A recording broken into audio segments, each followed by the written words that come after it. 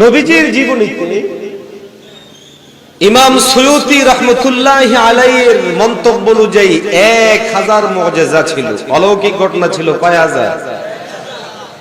সুবহানাল্লাহ বললেন। ইমাম নববী রাহমাতুল্লাহি আলাইহির মন্তব্য অনুযায়ী নবীজির জীবনী মুজিজার সংখ্যা ছিল 1200। আল্লাহু আকবার। আরো জোরে কয়। আর কারো কারো মন্তব্য অনুযায়ী আরে আমার নবীর সব কথা সবকিছুই তো ছিল অলৌকিক, এই জন্য ওনার গোটা জিন্দেগীর সব কিছুই অলৌকিকের অন্তর্ভুক্ত। আর আসতে কোন বলে কেন?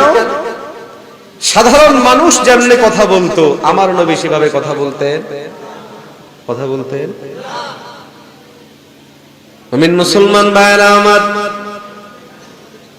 মানুষ হিসাবে পয়গম্বর রাসূলুল্লাহ সাল্লাল্লাহু আলাইহি ওয়াসাল্লাম খেতেন বটে, কিন্তু নবীজির খাওয়ার মধ্যে একটা অলৌকিক জিনিস ছিল, বিশেষ জিনিস ছিল।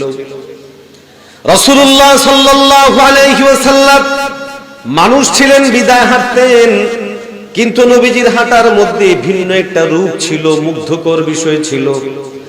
আমার নবী প্রয়োজনে যুদ্ধ করেছেন বটে, তরবারি হাতে নিয়েছেন বটে, কিন্তু সেই তরবারি পরিচালনার মধ্যে, যুদ্ধ পরিচালনার মধ্যেও ভিন্ন একটা রূপ ছিল। আমার নবী ব্যবসা করেছেন বটে, কিন্তু সেই ব্যবসা করার মধ্যেও ভিন্ন একটা রূপ ছিল, যেই রূপ সাধারণ কারোর মধ্যে থাকতে পারে না, নাই, ছিল না। ও মুসলমান, পয়গম্বর আরবীর ঘুম পৃথিবীর সর্বশ্রেষ্ঠ ঘুম। আওয়াজ দেন ঠিক কিনা? আমার নবীর হাঁটা পৃথিবীর সর্বশ্রেষ্ঠ হাঁটা, আমার নবীর চলন পৃথিবীর সর্বশ্রেষ্ঠ চলন, আমার নবীর বলন পৃথিবীর সর্বশ্রেষ্ঠ বলন, আমার নবীর যুদ্ধ পৃথিবীর সর্বশ্রেষ্ঠ যুদ্ধ, আমার নবীর ঘুম পৃথিবীর শ্রেষ্ঠ ঘুম।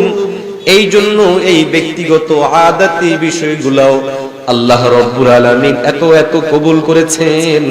কেউ যদি এই সমস্ত ব্যক্তিগত কাজগুলোও করে আর নবীর অনুসরণ করে, নামাজ পড়লে যেমন সওয়াব হবে, রোজা রাখলে যেমন সওয়াব হবে, হজ করলে যেমন সওয়াব হবে, নবীর অনুসরণ করে হাঁটলেও এইরকম ভাবে সওয়াব হয়ে যাবে।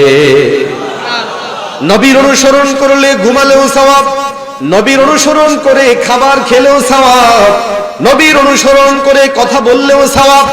এই জন্য কোন মুআররিখ বলেন আমার নবীর গোটা জিন্দেগিটাই তো ছিল মুজিজা।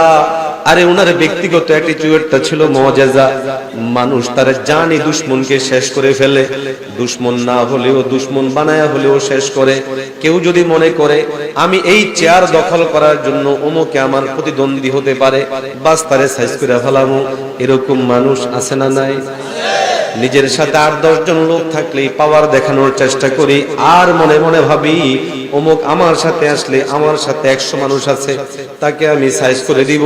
একটা আঘাত পেলে 10টা আঘাত দেওয়ার চেষ্টা করি, একটা থাপ্পড় খেলে 10টা থাপ্পড় দেওয়ার চেষ্টা করি। ও মুসলমান, কলিজার টুকরা নবী এমন ছিলেন, একের পর এক আঘাত পাওয়ার পরেও পয়গম্বর ক্ষমা করে দিয়ে বুঝাইয়া দিয়েছেন তিনি শ্রেষ্ঠ মানুষ।